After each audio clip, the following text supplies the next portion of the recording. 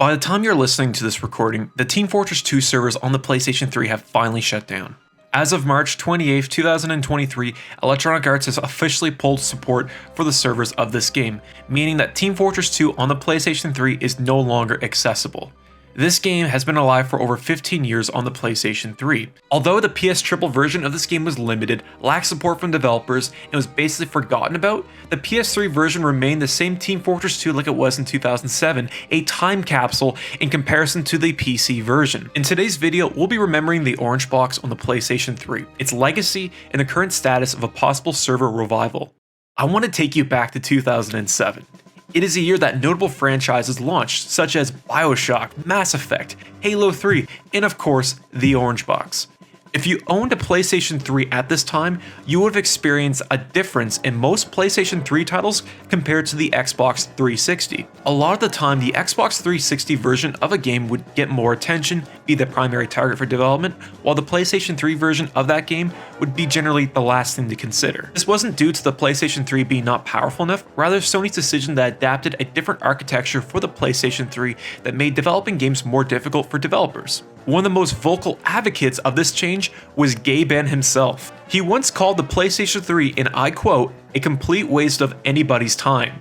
Now, Gabe did follow up and say that the PlayStation 3 version of the Orange Box wasn't a waste of anybody's time, rather that it would be on par with the Xbox and PC version, but this should give you an idea of what the sentiment was from developers to the PlayStation 3 at that time. Now, unlike the Xbox 360 version that was made by Valve themselves, the PlayStation 3 version was actually handled by EA. The game was originally slated to release alongside the Xbox and PC version in October of 2007.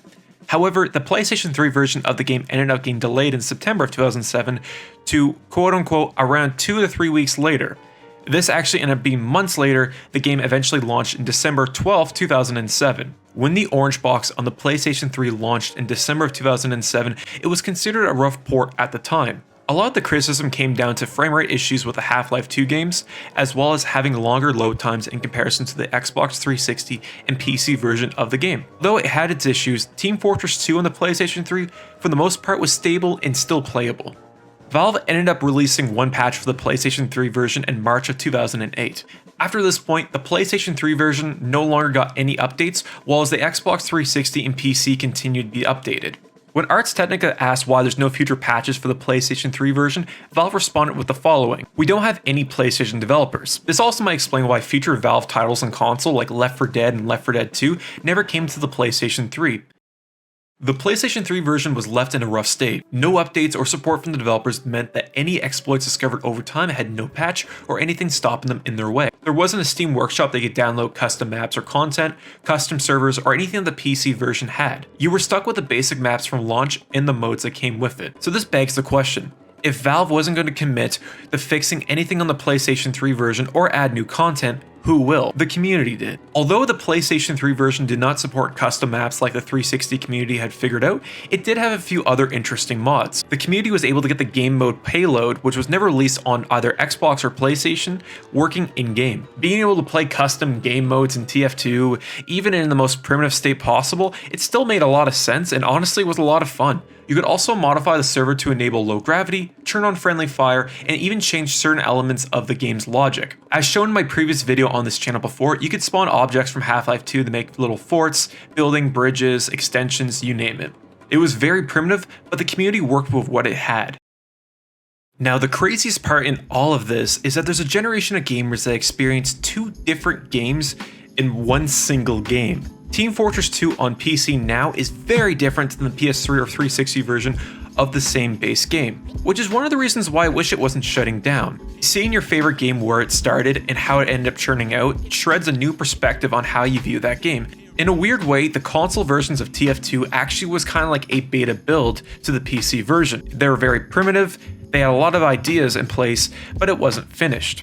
The PC version ended up seeing multiple updates, multiple changes throughout its entire legacy, and still supported to this day, even to the recording of this video 16 years later. Since EA handled the port, they decided to opt for dedicated servers rather than peer-to-peer connections like its Xbox counterpart. This also meant there was no option for private matches, meaning once the EA server shut down, there's no longer any way to play TF2 on the PlayStation 3. The good news, however, guys, is that TF2 is still a very popular and community-driven game to this day. Although as of the recording of this video, no team or community has come out and said they're going to bring back TF2 on the PlayStation 3, I personally wouldn't be surprised considering how much love and passion there is towards this game in the community in general.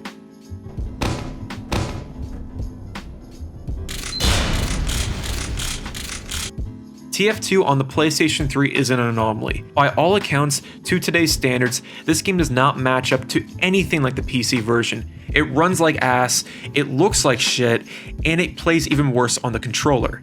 Yet, here I am still playing it in 2023. I think one of the reasons I prefer the console versions of TF2 is that it focused on the gameplay rather than cosmetics. No trading, no stupid ass hats, just you and your teammates working together towards an objective. A lot of modern gaming lacks this focus. Nowadays, publishers want to shove battle passes and microtransactions down your throat, rewarding you with what you spend out of your pocket rather than what you spend out of your time. Team Fortress 2 is a game that rewards you for mastering a class, understanding map placement, pushing teamwork as its main focus rather than doing your own thing like you find in a lot of other first-person shooters. No bullshit, just straight Team Fortress 2 in the most primitive yet classic state. I hope that one day we all can play again. Anyways, thank you for your time today. Let me know in the comments of any fond memories you had with the console versions of Team Fortress 2. Until next time, guys, peace.